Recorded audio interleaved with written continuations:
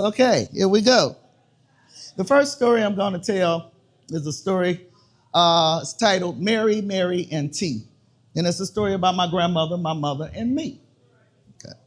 My grandmother, Mary, was born in 1896, and she died in 1983. She was a short woman, lesser than 5 feet tall, and she had long gray hair. She looked Native American, but she wasn't. I just remember being little and watching the movies about the cowboys and Indians on the TV. I would look at the TV, and then I'd look at my grandmother. I'd look at the TV, and I'd look at my grandmother. And then I would say, Grandmama, do you know you look just like an Indian? Now, if my grandmother was fixing me something to eat, she would say, come in here and get your food. If she was sitting on the couch watching the cowboys and Indians with me, she'd act like she was sleeping. She didn't hear me. Either way, she never said anything. She would ignore me. Now, like most little girls, I loved to comb and brush hair. And since my grandmother had all this long hair, I would sit on the couch next to my grandmother and I would comb and brush her hair, mostly brush it. I'd just be a brusher. Brush, brush, brush, till she told me to stop. Now, grandmother had 3 brothers, Uncle Aaron, Uncle John, and Uncle Lewis. Now, Uncle Aaron lived in Ohio where my grandmother lived. He was quite an entrepreneur. He installed wallpaper, and he also made bleach, and he sold it to the neighborhood stores. Uncle John, he built kitchen cabinets, wallpaper, and did painting, interior decorating, that type of thing.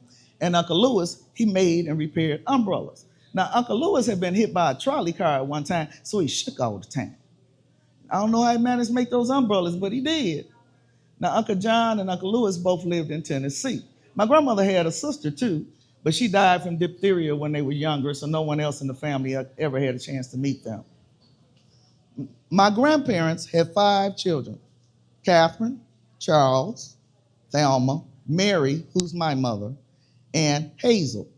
Now, my grandmother never worked outside of the home. Well, one day, my grandmother decided that she was going to get herself a job. Yes, she did. So grandfather stayed home from work. So there he was outside working in the garden, picking some tomatoes. The kids wanted to know why he was at home. He says, your mother's getting a job and someone has to be home with your children. Grandfather was very strict. This was not working for the kids. This was the end of my grandmother's new career. Now, my mother, Frances Mary, or Mary Frances, and Aunt Hazel were in the same grade growing up. I think my mother was sick at one time and she was behind a year in school.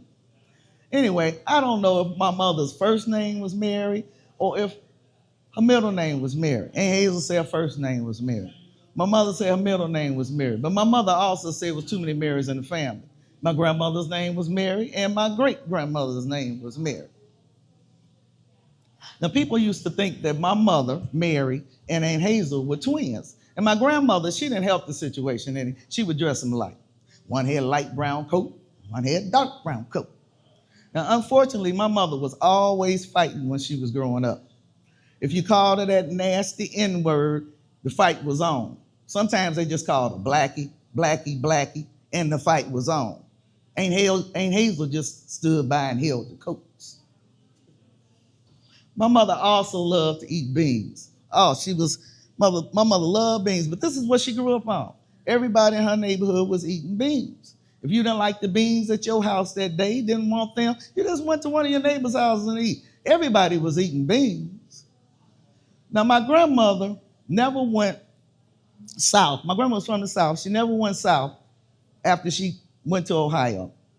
My mother was grown before my grandmother went south, and I think she only went then because her mother passed away. So she went. Her and Aunt Thelma took the train. Now, Uncle Lewis sent an umbrella back for Aunt Hazel's 16th birthday. This was the only umbrella they had. Now, this was during the time of the Great Depression, segregation. An umbrella was costing about $2.50.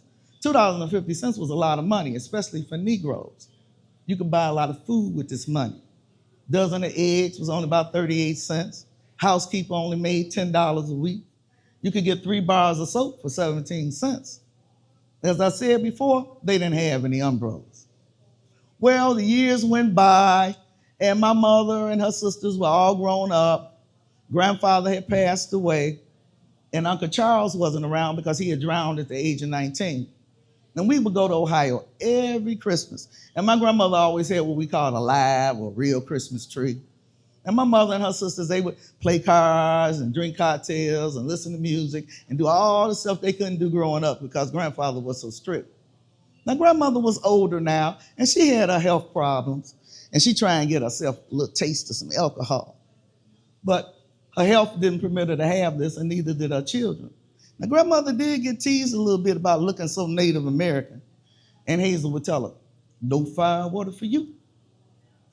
Well, my mother, Frances Mary, or Mary Frances, passed away last year at the ripe age of 96. My mother, she was a lot like her mother in her old age. And she did pass away with the middle name of Mary. And to my knowledge, she was the last Mary on that side of the family. I miss my mother, and she was a great woman. But anyway, she's gone now, and thank you so much for listening to my story. Thank you.